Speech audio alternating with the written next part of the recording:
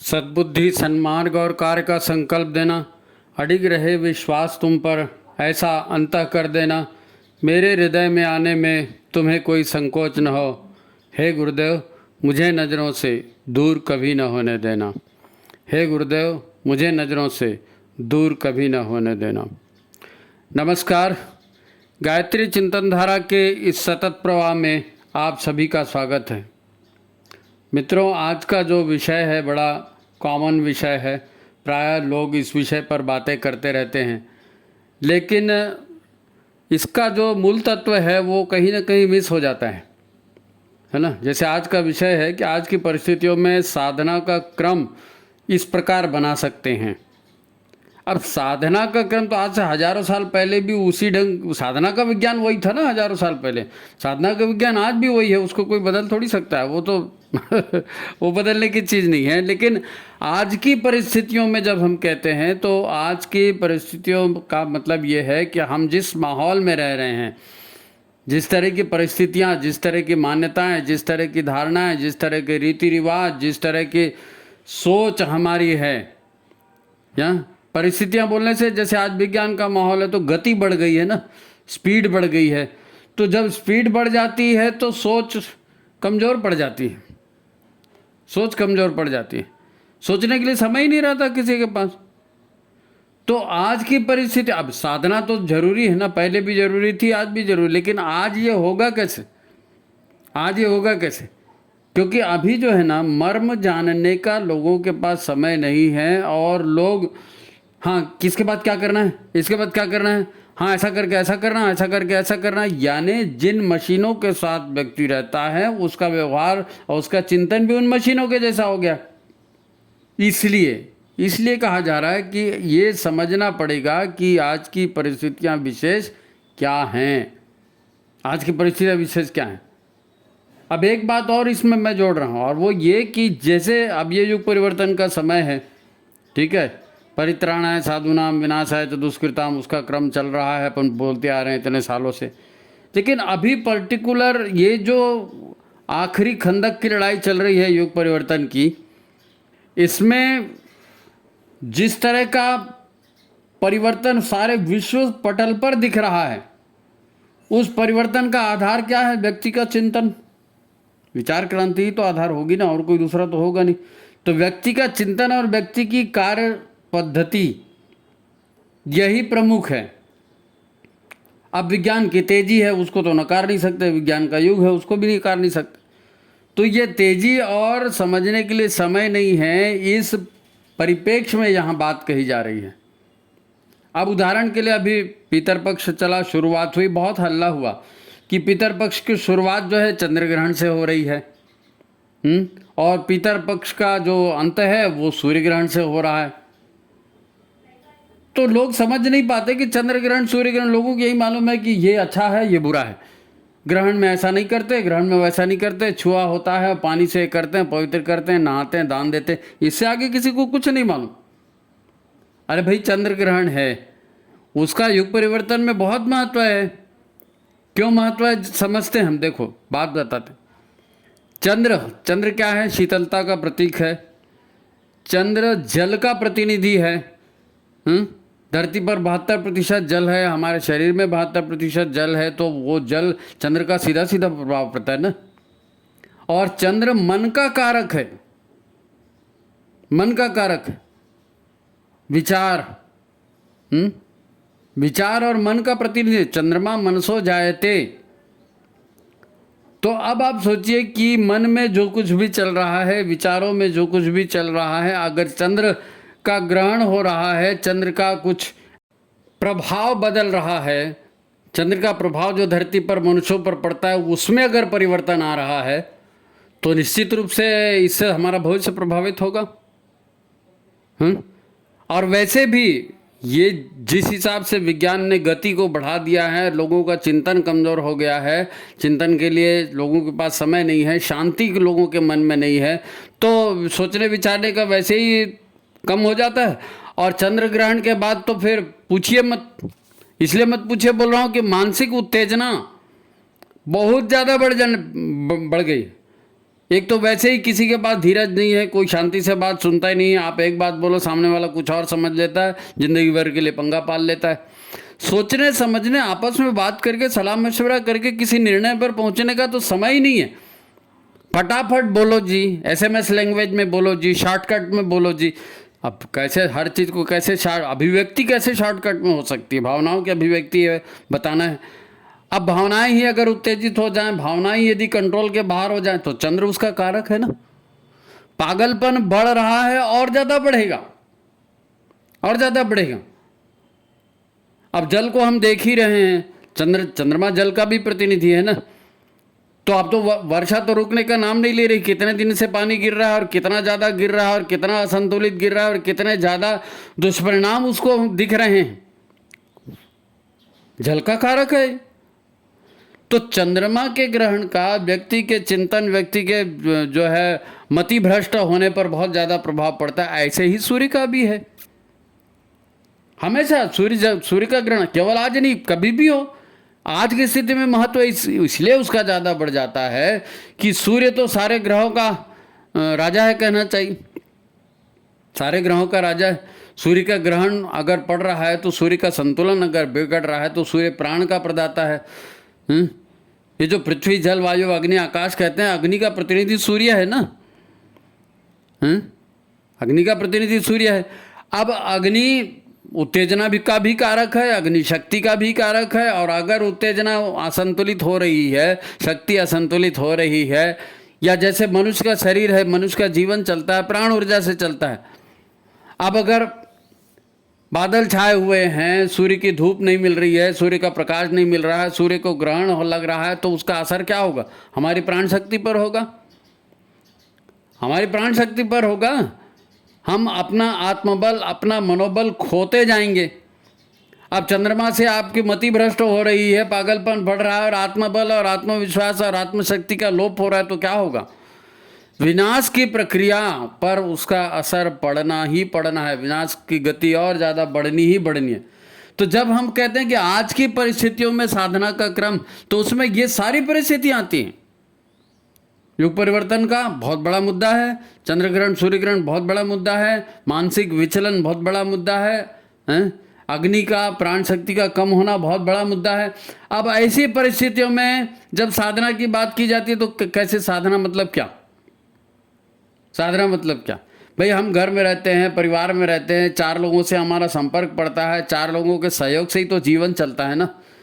अब वो सहयोग से जीवन चलता है, मतलब अगर अंडरस्टैंडिंग बिगड़ जाएगी, एक दूसरे के प्रति समझ बिगड़ जाएगी, कोई किसी की भावनाओं को नहीं समझेगा, किसी के पास किसी विचारों को समझने के लिए समय नहीं है, तब आप साधना करोगे मतलब क्या करोगे? तब आप साधना करोगे मतलब क्या करोगे? हमने कहा ना, साधना का विज्ञान वही है। वही आसन लगाते हैं, वही शरीर शोधन होता है, वही प्राणायाम होता है, वही मंत्र जाप होता है, वही अनुष्ठान के क्रम, सब कुछ वही है। कर्मकांड करने के तौर तरीके वही हैं, लेकिन भावना बदल रही है। भावना बदल रही है। भावना का संबंध मन से है, भावना का संबंध प्राण से है। और मन और प्राण अगर व्यवस्थित नहीं हुए, मन और प्राण अगर व्यवस्थित नहीं हुए, तो कर्मकांड तो आप कितनों भी कर डालो जी, मशीन के जैसे ओम भूर्भुवः करते जाइए, जो भी आपका मंत्र है उसको जाप करते जाइए, क्या होगा? क्या मन लगना चाहिए ना, प्राण लगना चाहिए ना, विचार केंद्रित होने चाहिए ना। साधना का अपने आप की साधना है, उपासना भगवान की साधना तो अपने आप की है ना।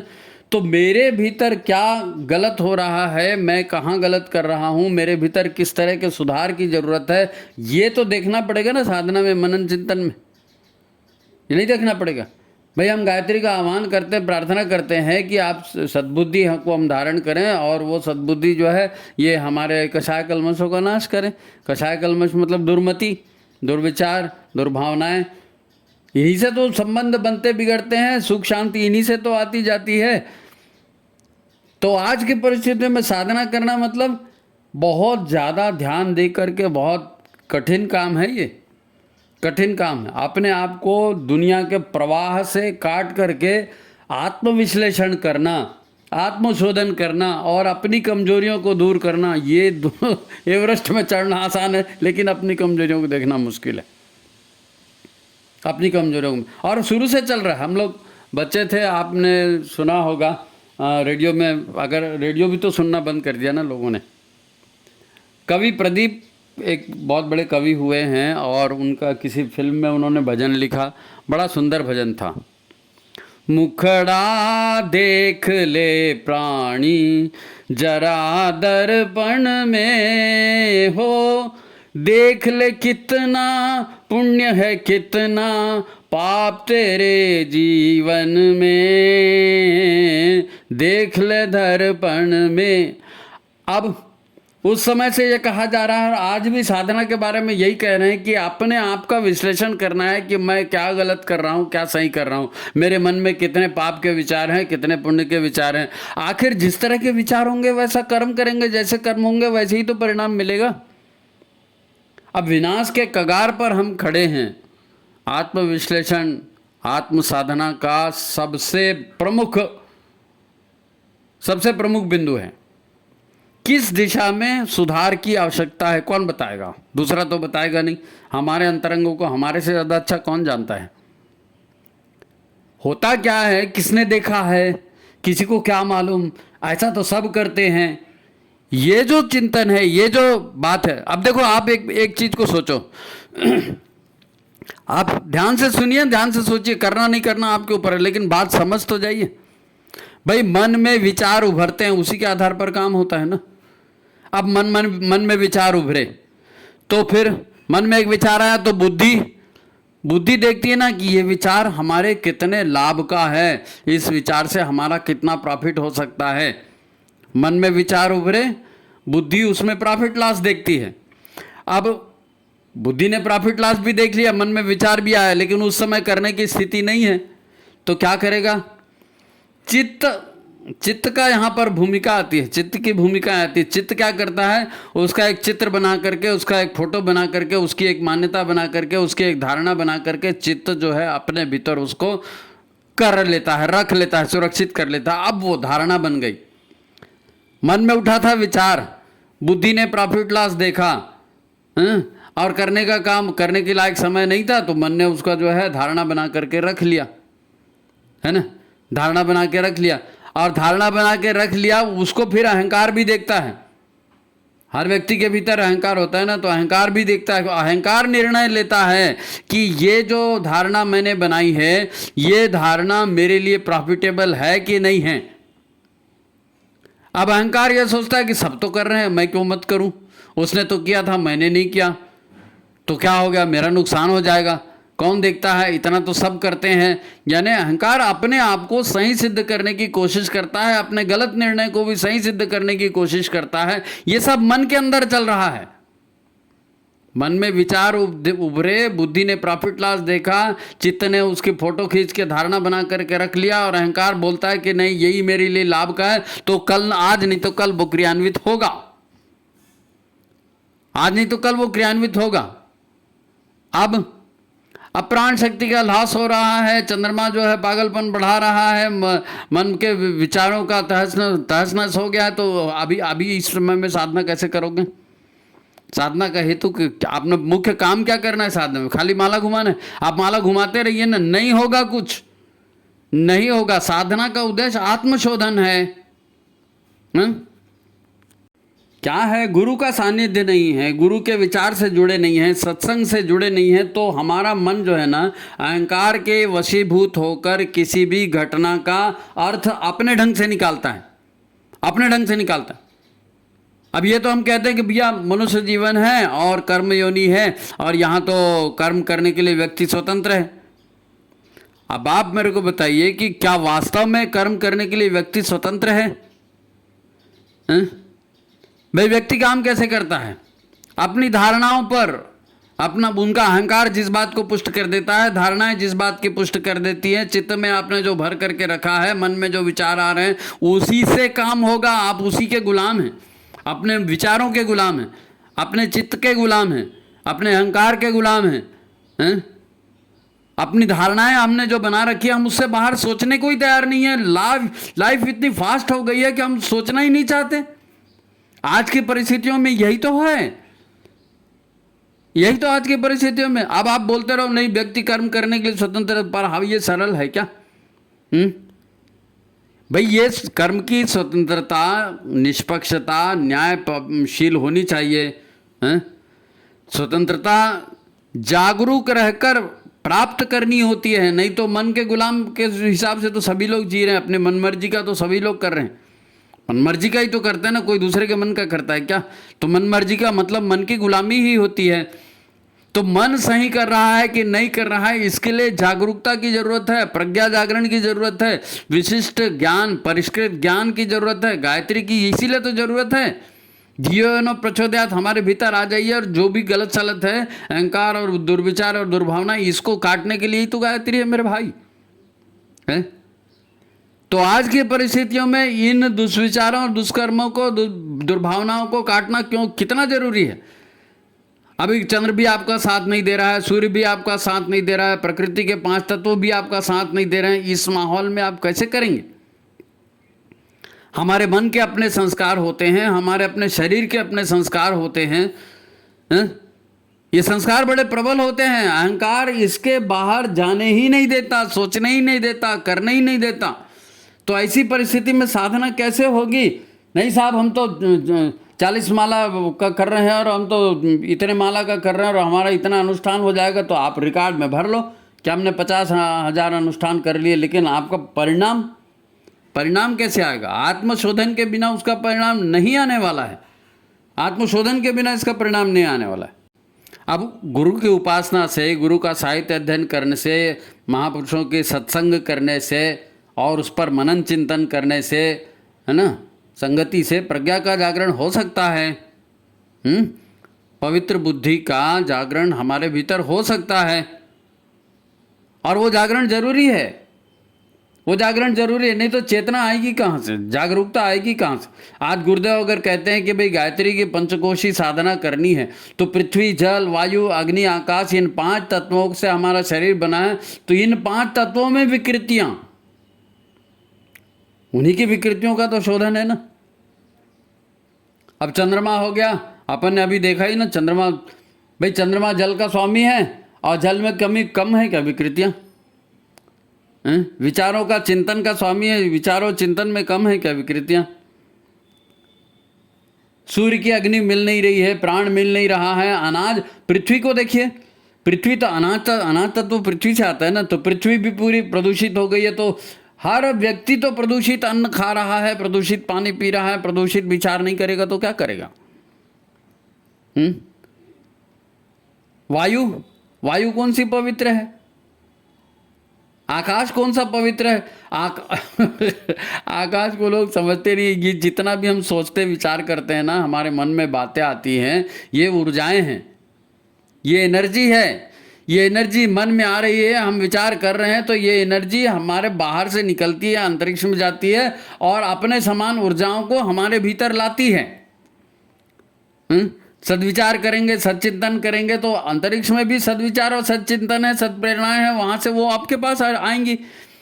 आपको दुश्चिंतन होगा, दुष्विचार होगा, तो वो बाहर से दुष्प्रेरणाएं भी आपके पास आएंगी। अब सारी दुनिया में, संसार में केवल स्वार्थ, अहंकार और भोग की आंधी चल रही है, नहीं चल रही है? स्वार्थ, अहंकार और भोग की आंधी चल रही है ना। भाई संगठन में भी जो लोग काम करते हैं, परेशानी, शिकायत क्या करते हैं? अरे उसने ऐसा कर दिया, वो तो हमारी सुनता ही नहीं है, वो तो जरा भी अच्छा नहीं करता, अपने आप को ये समझता है, वो समझता है। ये क्या है? स्वार्थ और अहंकार की तो बात है नहीं है? बुद्धि के भ्रष्ट होने की बात है, मन के अशांत होने की तो बात है। तो 5 तत्व खराब, पृथ्वी, जल, वायु, अग्नि, आकाश, सब खराब। इसीलिए तो गुरुदेव ने पंचकोशी साधना की बात करी।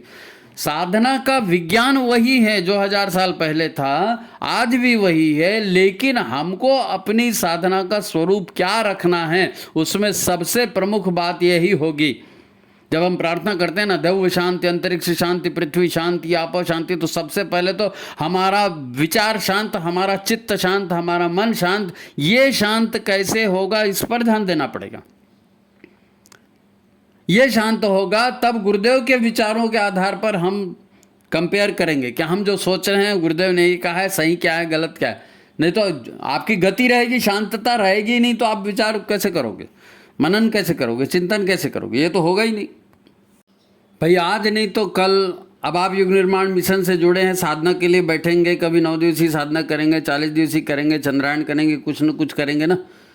तो युग निर्माण की प्रक्रिया अपनी जगह है, वो चल रही है। महाकाल को जो करना है वो कर रहे हैं, पर संसार में भौतिक जगत में जो परिवर्तन हो रहे हैं, जिनका हमारे मन और शरीर पर ही नहीं पूरे जीवन पर जिसका प्रभाव पड़ रहा है, इससे हमारा व्यक्तिगत जीवन प्रभावित हो रहा है, पारिवारिक जीवन प्रभावित हो रहा है, सामाजिक जीवन प्रभावित हो रहा है, हर क्षेत्र में गंभीर रूप से और जो है विशेष तरह के प्रभाव पड़ रहे हैं, हर क्षेत्र में पड़ रहे हैं। तो इन परिस्थितियों में साधना का स्वरूप बदलेगा नहीं? हमें ज़्यादा गहराई तक जाने की आदत नहीं है, पर इतना तो सब जानते हैं कि दुख परेशानियां किसी को नहीं चाहिए, झंझट किसी को नहीं चाहिए, नरकीय जीवन किसी को नहीं चाहिए। और कैसा जीवन चाहिए? हम सम्मानपूर्ण जीवन चाहते हैं, सुखी जीवन चाहते हैं, दुख तकलीफों से दूर ऐसा जीवन चाहते हैं ना। तो बात को समझना पड़ेगा, जो हम चाहते हैं वो हासिल कैसे होगा, ये आपको शांत बैठ कर सोचोगे नहीं तो मेरे से क्या गलती हो रही, क्या सही हो रहा है, ये हम सोचेंगे नहीं। अगर ये सोचे बिना खाली माला ही घुमाते रहेंगे तो कैसे बनेगा काम? भाई लोग पहले जंगल में जाते थे, तपस्या करने जाते थे, माला लेकर जाते थे, एकांत में जाते। अब आप तो जंगल में जा नहीं सकते ना। कौन जाएगा जंगल में, बताइए? परिवार को छोड़ के कोई जाएगा? और जंगल में भी जाएंगे और अगर घर गृहस्थी में ही दिमाग घूमते रहेगा, तेरे मेरे में ही दिमाग घूमते रहेगा, दूसरे से ईर्ष्या द्वेष है निकल ही नहीं रही है, प्रतिशोध की भावना निकल ही नहीं रही है, तो कैसे काम होगा? कैसे काम होगा? इसलिए बात समझने की है और इस बात को ठीक से समझ करके उसके बाद साधना कीजिए। साधना के लिए जरूरी नहीं है कि 24 घंटे आप माला ही लेकर घूमते रहो या 24 घंटे मौन मानसिक जाप ही करते रहो। आत्मविश्लेषण सबसे बड़ी साधना, अपनी बुराइयों को दूर करना, यही तो साधना है। अपने मन के विकारों, तो उसको वॉचफुल रहेंगे, लगातार अपने ऊपर निगरानी रखेंगे, तब न बनेगा। सारा खेल समझने और मानने का है। हम क्या समझ रहे हैं, हम क्या मान रहे हैं। भाई संसार या जीवन किसी के सोचने से या किसी के ऑर्डर से नहीं चलता। प्रकृति के अपने नियम हैं, ईश्वर के अपने नियम हैं, संसार चलने के अपने नियम हैं। क्रिया और परिणाम का विज्ञान चलाता है संसार को। क्रिया और परिणाम नहीं साहब, मैंने ये सोचा, हम तो वो सोचते थे। तुम्हारे सोचने से क्या होगा, तुम कर क्या रहे हो, ये मेन है ना। सोचने को तो बहुत कुछ सोच लिया, लेकिन करना कुछ नहीं हुआ। नहीं, मैं बहुत अच्छी पढ़ाई करूंगा और मैं फर्स्ट डिवीजन आऊंगा और मैं मेरिट में आऊंगा और फिर मैं मेडिकल में जाऊंगा और मैं डॉक्टर बनूंगा और एमडी करूंगा और इतना कमाऊंगा। अरे तो सोचना अलग है, कर क्या रहे हो? करने पर सारा होता है ना। कार्य और परिणाम का है संसार, ऊर्जाओं का खेल है। चाहे लौकिक जीवन हो, चाहे आध्यात्मिक जीवन हो, ऊर्जा, क्रिया और परिणाम। आप कर क्या रहे हो? तो शांति से सोचेंगे नहीं, सही गलत का निर्णय कर नहीं पाएंगे, साहित्य का अध्ययन नहीं करेंगे तो कौन बताएगा आप? अब दिक्कत क्या है, लोग साधनों को और विधियों को लक्ष्य मान लेते हैं। नहीं, जाप करते समय पीला कपड़ा पहनना है कि नहीं, वो कंबल का आसन रखना है, ऊन का आसन रखना है और कुशा का आसन रखना है, कौन सा आसन रखना है, जमीन में बैठना है, पीढ़े पे बैठना है। अरे साधनों का, विधियों का, साधन और विधियों से क्या उतना फर्क नहीं पड़ता भाई। साधन और विधियों से उतना फर्क नहीं पड़ता। मेन बात है परिवर्तन का काम किस आधार पर हो रहा है, किस गति से हो रहा है और सही दिशा में हो रहा है कि नहीं हो रहा है। खास तरह के कपड़े पहन लेना, व्रत उपवास कर लेना, ये सब साधना नहीं है। ये साधना की विधियां हैं जो आपकी साधना को सरल बनाती हैं। भाई आप मन को कंट्रोल करने के लिए ही तो जो है भूमि पर शयन कर रहे हैं या स्वाद व्रत कर रहे हैं, मन को कंट्रोल करने। तो मन को कंट्रोल करना जागरूक रहने का विषय है, ये मेन बात है, ये मेन बात है। इसको तो साधना कहेंगे भाई। ये साधना की विधियां हैं, उपकरण हैं, टूल्स हैं।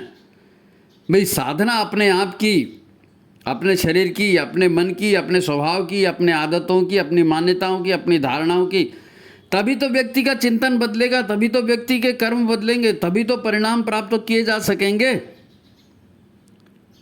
भाई इतने पत्र आते हैं, इतने लोगों के जो हैं विचार लोग अपने भेजते हैं कि भाई हमारे परिवार में ये स्थिति है, हमारे घर में ये स्थिति है, मेरी खुद की ये स्थिति है, ऐसे में मैं कैसे साधना करूं, उसने ऐसा कर दिया, उसने ऐसा कर दिया, उसने ऐसा कर दिया। तो हम तो वहाँ से बाहर निकल ही नहीं रहे हैं। हमारे पास, हम उन भावनाओं से इतने दबे हैं, इतने कुचले हैं, रो रहे हैं, मार रहे हैं, पीट रहे हैं, आत्महत्या कर रहे हैं, लेकिन हम समझने को तैयार नहीं है कि हो क्या रहा है। हम समझने को तैयार नहीं है कि हो क्या रहा है। साधना के लिए बार बार कहा जाता है कि साधना ही आत्मशोधन की प्रक्रिया का नाम ही साधना है, विचारों के परिवर्तन का नाम ही साधना है। भाई इतना बड़ा महाभारत युद्ध हुआ, ठीक है, वही अर्जुन था, वही उसका गांडीव धनुष था, वही श्री कृष्ण थे, सब कुछ थे, सब कुछ थे, योजना अनुसार सब हो रहा था। अब लड़ाई के बीच में जाके बंदा बोलता है मैं नहीं लड़ूंगा, बंदा बोलता है मैं नहीं लड़ूंगा। और क्या तर्क दे रहा है? तर्क यही दे रहा है कि भैया अपनों को मार करके क्या होगा, ऐसा राज्य मेरे को नहीं चाहिए, ऐसा सुख मेरे को नहीं चाहिए, मैं जंगल में जाकर घास की रोटी खा लूंगा, फलाना कर लूंगा, ठिकाना कर लूंगा। अतः यही सब करना था तो युद्ध का आयोजन क्यों किया? लेकिन मन में आए हैं विचार। अब इसी विचारों पर अगर कृष्ण नहीं होते और कृष्ण उसको गीता का उपदेश नहीं देते, गीता का ज्ञान नहीं देते, तो क्या अर्जुन बदलता? और क्या अर्जुन बदलता तो महाभारत वो जीत सकता था, विजय प्राप्त कर सकता था? युग परिवर्तन का कितना बड़ा माध्यम बनाया था उसको श्री कृष्ण ने। श्री कृष्ण बोले ना मैं तो नहीं लड़ूंगा, मैं हथियार नहीं रखूंगा। उन्होंने पांडवों को माध्यम बनाया था। आज भी महाकाल हमको माध्यम बनाकर काम कर रहा है और हम कहते कि नहीं हम तो ये नहीं करेंगे। गुरुदेव ने क्या कहा? कहा होगा कुछ, लोग तो ऐसा करते हैं हम ऐसा करेंगे। गुरुदेव ने कहा होगा कुछ, सब तो ऐसे ही करते हैं। अरे सब ऐसे ही करते हैं नहीं, सबको नहीं, आपको खुद को वैसे ही करना है। जो आज की जो गीता है ना, जो साहित्य रखा है गुरुदेव ने, हमारा युग निर्माण सत्संकल्प रखा है, साहित्य लिखा है, ये आज की गीता है। आज के परिवेश में हमको जो करना है उधर हम ध्यान ही नहीं देंगे, पढ़ेंगे ही नहीं, करेंगे नहीं और बोलेंगे नहीं साहब हम तो गुरु जी के शिष्य हैं और हमारा तो कल्याण होना चाहिए। प्रकृति अपना काम कर रही है, महाकाल अपना काम कर रहे हैं, युग परिवर्तन की प्रक्रिया तुम और हम थोड़ी चला रहे हैं, ये तो चला रहे हैं दिव्य आत्माएं चला रही हैं, देवासुर संग्राम है ये। हमको तो कुछ भी नहीं मालूम उसके बारे में, थोड़ा बहुत कहीं से पढ़ लिया, कुछ कर लिया, क्योंकि हम अपना घर, अपनी तनख्वाह, अपना पैसा, अपनी हारी बीमारी से बाहर ही नहीं निकल रहे हैं। और वो कल्पना भी नहीं की जा सकती। आज आधा देश तो ये वायरल और फ्लू और बीमारियां और इसी से झटा हुआ है, और बाकी जो बचे भी हैं तो घुटने का दर्द और कमर का दर्द और शुगर और फलाने का सब उसी में मर रहे हैं। न किसी का शरीर ठीक है, न किसी का मन ठीक है, न किसी के विचार ठीक हैं। अब आप कहेंगे नहीं साहब हम तो गुरुदेव की दीक्षा ले लिए और हमने तो अनुष्ठान कर लिया, तो क्या होगा भाई कर्मकांड करने से, विधि अपनाने से? नहीं हम प्लेन से जाएंगे साहब, हमने प्लेन का टिकट करा लिया, इतने तारीख की रिजर्वेशन कर दी, लेकिन एरोड्रम आपको जाना पड़ेगा, प्लेन आपको घर से आगे उठा कर नहीं लेके जाएगा। ट्रेन का टिकट लेंगे, प्लेटफॉर्म पे जाना पड़ेगा, ट्रेन में बैठना पड़ेगा। साधना करनी है तो साधना करनी मतलब ये हमने धोती ले लिया, कुर्ता ले लिया, आसन ले लिया, गायत्री माता चित्र ले लिया, दीक्षा कर लिया, हो गया? नहीं, साधना आत्मशोधन की प्रक्रिया का दूसरा नाम है, और वो तो आपने किया ही नहीं तो बाकी सारा कट डाला, फिर एकदम पेड़ा और काजू कतली का आप भोग लगा रहे, तो उससे होने वाला क्या है? पेड़े और काजू कतली का भोग लगाने से कुछ होगा? साधना का क्रम समझना है, साधना किसको कहते हैं ये बात को समझना है। भाई लोग कहते हैं कि युग परिवर्तन हो रहा है और वो सारा धरती का विनाश हो जाएगा और सब मर जाएंगे, हम भी मर जाएंगे, क्या दिक्कत है? तो हम भी मर जाएंगे, क्या दिक्कत है? तो क्या करें? अरे खाओ पियो, दारू पियो, पार्टियां करो, मजा कर लो, फिर उसके बाद क्या होगा क्या मालूम? ऐसे बोलते हैं ना लोग बाग, और हम भी कहीं ना कहीं कर देते हैं। क्या हो गया, बच्चे का जन्मदिन है, लोग कह रहे हैं केक काटना है, चलो भाई काट ही देते हैं, चलो भाई ढाबे में ही खा लेते हैं, चलो भाई ऐसे ही कर लेते हैं। हम इस बात को समझने के लिए तैयार नहीं होते कि जब गुरुदेव कह रहे हैं कि 5 तत्वों से यही शरीर बना है, अगर ये 5 तत्व जटिल होंगे, अगर ये 5 तत्व विषैले होंगे, अगर इन 5 तत्वों में विषाक्तता भरी है, प्रकृति के विरुद्ध स्वभाव इनका हो गया है, तो क्या होगा? सब मरेंगे, हम भी मरेंगे, सब होंगे, तो हम ऐसे ही जटिल और नेचर के विरुद्ध जो स्वभाव है, जो हमारे विचार है, संस्कार है, इसी को लेकर के प्राण छोड़ेंगे, इसी को लेकर के नया शरीर धारण करेंगे ना। अरे आप भाई जल प्लावन होगा, प्रलय होगा, कभी तो संसार फिर से बनेगा, सृष्टि फिर से बनेगी, तो आपको जन्म लेना पड़ेगा। तो आपके जो 5 तत्व हैं, इन 5 तत्वों के जो संस्कार हैं, इनकी 5 तत्वों की जो प्रकृति है, अगर इनकी प्रकृति सात्विक नहीं होगी तो आप कैसे करोगे? सत्कर्म करोगे, सच्चिंतन करोगे, मनुष्य बनोगे? नहीं बनेंगे। तामसी प्रकृति होगी, भूत प्रेत बनोगे और जंगली जानवर बनोगे और दुष्ट को इसमें कुलों में जाओगे। भाई 84 लाख योनि है ना, तो बाकी योनियों में चले जाओगे। जैसा स्वभाव होगा, जैसा आपने ऊर्जाओं का संकलन करके रखा है इन 5 तत्वों के माध्यम से। 5 तत्वों की साधना फोकट थोड़ी कही गई है जी। मन को कंट्रोल करने के बाद फोकट थोड़ी कही है, विचारों को कंट्रोल करने के बाद फोकट थोड़ी कही गई। अगर इन्हीं भाई सूक्ष्म शरीर ही तो जाता है ना, तो मन बुद्धि चित्त अहंकार यही तो जाता है। आपको बताया ना, मन में विचार उभरते हैं, बुद्धि प्रॉफिट लॉस देखती है, चित्त फोटो खींच लेता है, अहंकार उसके हिसाब से निर्णय लेता है, वाणी उसी हिसाब से बोलना शुरू कर देती है। मर भी जाओगे तो इन्हीं को तो लेके जाओगे, तो इन्हीं के जैसा है उसी आधार पर आपको शरीर मिलेगा। तो चाहे प्रलय हो या ना हो, चाहे युग परिवर्तन हो या ना हो, आपको अगर उज्जवल भविष्य चाहिए तो साधना का वही क्रम है, वही क्रम आपको अपनाना पड़ेगा। तो आप घर में विपरीत परिस्थितियों में एकदम आपको कोई कोऑपरेट नहीं कर रहा है घर में, लेकिन घर वालों से क्या करना है? आत्मशोधन के लिए घर वालों की जरूरत नहीं है। घर वालों को संतुष्ट रखिए, घर वालों से झगड़ा झंझट मत कीजिए, कटु वचन मत बोलिए, लड़ाई झगड़े मत कीजिए, और इस बात पर ध्यान दीजिए कि मेरे से गलती कहाँ हो रही है और मेरे को उस गलती को शोधन करना है। मैंने कितनी बुराइयों को छोड़ दिया, मैंने कितनी अच्छाइयों को ग्रहण कर दिया, मैंने कितनी बुराइयों को छोड़ दिया, मैंने कितनी अच्छाइयों को ग्रहण कर दिया। ये जितने भी घर परिवार के लोग मिले, हम हर वीडियो में आपको यही बताते हैं कि ये सब पिछले जन्म के लेनदार देनदार हैं। तो खुशी खुशी दे दो इनको जो चाहिए, और जो मिल रहा है उसको भगवान का प्रसाद मानो, भगवान का प्रसाद मानो। भाई आत्मबोध और तत्वबोध की साधना का आधार क्या है? यही तो है ईश्वर का धन्यवाद, ईश्वर प्राणिधान। हे भगवान, आपने हमको भारत भूमि में जन्म दिया, देवभूमि में जन्म दिया, इतने अच्छे गोत्र में जन्म दिया, इतने अच्छे गुरु दिए, इतने अच्छे माता पिता दिए, इतनी अच्छी शिक्षा दी है भगवान, उसके लिए धन्यवाद। भगवान को धन्यवाद देंगे, भगवान की कृपा के अधिकारी बनेंगे। और अहंकार को लेकर के चलेंगे, उसने ऐसा कर दिया, मैं ऐसा कर दूंगा, मैं वैसा कर दूंगा, तो अहंकार में जाएंगे तो कहाँ जाएंगे? भगवान के साथ जाएंगे, गुरु के साथ जाएंगे तो विकास होगा, तरक्की होगी। और मैं मेरा करते रहेंगे तो क्या होगा? वही सास बहू का झगड़ा, वही बेटा पति पत्नी का झगड़ा, वही बच्चे का माँ बाप का झगड़ा, झगड़ते रहो। उसमें कहीं साधना होगी? नहीं साहब, हमने माला तो कर लिया था, लेकिन बाकी समय ऐसा होता है। बाकी समय ही तो मेन साधना है। माला तो आप आधा घंटा 1 घंटा करोगे, 2 घंटा करोगे, 4 घंटा करोगे, बाकी 20 घंटा। 20 घंटे में आप क्या सोच रहे हो, क्या कर रहे हो, ये सबसे ज़्यादा इम्पॉर्टेंट है। आपको साधना युग परिवर्तन के समय में इस बात को ध्यान देकर करनी है।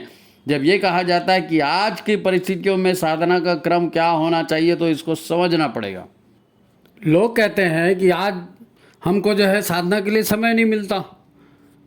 अरे भाई, समय कैसे नहीं मिलता? बैठना, साधना के लिए माला लेकर बैठना कोई ज़रूरी है क्या? साधना के लिए माला लेकर बैठना कोई ज़रूरी? अगर आत्म सुधार को ही साधना कहा जाता है तो 24 घंटे की है ना, ये तो जीवन साधना है। अपने जीवन को वॉच करेंगे, देखेंगे, महसूस करेंगे और उसकी गलतियों को दूर करेंगे, और अनावश्यक रूप से लोगों पर दबाव नहीं डालेंगे, लोगों से झगड़े झंझट नहीं करेंगे, कर्तव्य अकर्तव्य, करणीय अकरणीय, इसका विचार करेंगे, चिंतन करेंगे, तो जागते जागते ही होगा ना। आप ट्रेन में जा रहे हैं, बस में जा रहे हैं, घर में जा रहे हैं, कहीं बैठे हैं, कहीं कुछ कर रहे हैं, तो दिमाग तो चलते रहता है ना, दिमाग चलते रहता है, विचार आते रहते हैं। तो इसी समय तो उसको साधना है, इसी समय उसको साधना है। हम मान्यता क्या बना रहे हैं, हम धारणाएं क्या बना रहे हैं? भाई अपने आप की, यानी अपने शरीर की, अपने मन की, अपने स्वभाव की, अपने आदतों की, अपनी मान्यताओं की, इन्हीं को तो सुधार करना है, इसी की तो साधना करनी।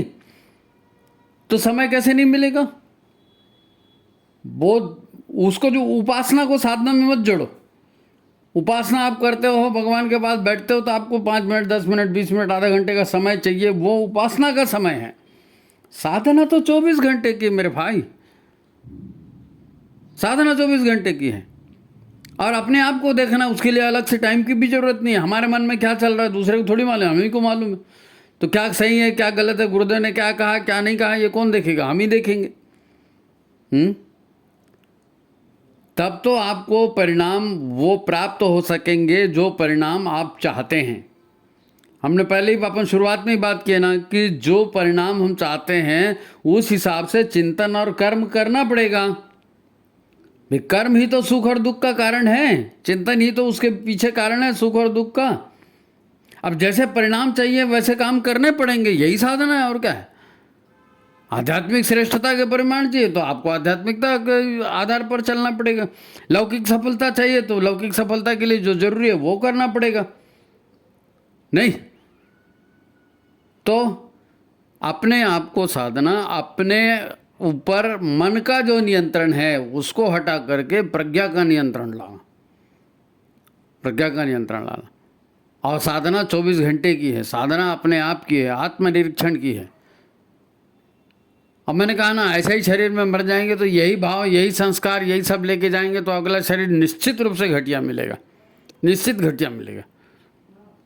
कर्तव्य करते करते मर जाओ, शहीद हो जाओ, कोई दिक्कत नहीं है। पाप कटेंगे, पाप कटेंगे। नकारात्मक संस्कारों से संघर्ष ये साधना है, नकारात्मक विचारों से संघर्ष ये साधना है। अपने नकारात्मक, दूसरे के नहीं, अपने नकारात्मक विचार, अपने नकारात्मक संस्कार, उसके लिए वाचफुल रहना, उसके लिए स्वाध्याय करना, सत्संग करना कि भाई गुरुदेव ने क्या कहा उसके हिसाब से चलना। तो ये आज की बात है। उम्मीद है आपने ध्यान से सुना होगा, आपको अच्छा लगेगा। आप अपनी साधना को सार्थक बनाइए। जितना समय आप उसके पीछे लगा रहे हैं ना उतना रिजल्ट भी आना चाहिए ना आपको। तो भगवान गुरुदेव माता जी के संरक्षण में आपकी साधना सफल हो। इसी बात के साथ आज की बात को यहाँ विराम देते हैं। आप वीडियो को लाइक करिए, शेयर करिए। नवरात्रि साधना का भी समय आ रहा है, लोग देखेंगे, हम भी देखें, अपने जीवन को बेहतर बनाएं, है ना। ठीक है, सभी को प्रणाम, नमस्कार।